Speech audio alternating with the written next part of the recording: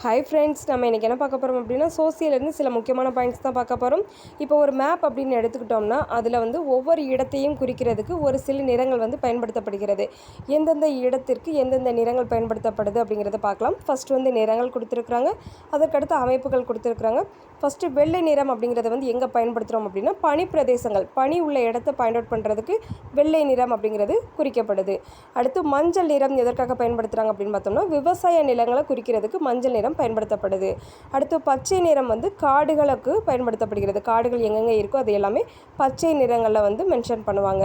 அடுத்து நீல நிறம் அப்படின்னு பார்த்தோம்னா நீர்நிலைகள், பெருங்கடல், கடல், ஆறுகள், இதற்கு நீல நிறம் அப்படிங்கிறது பயன்படுத்தப்படுது.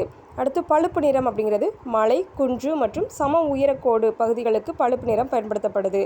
அடுத்து சிவப்பு நிறம் அப்படிங்கிறது குடியிருப்பு மற்றும் சாலை பகுதிகளுக்கு சிவப்பு நிறம் பயன்படுத்தப்படுது.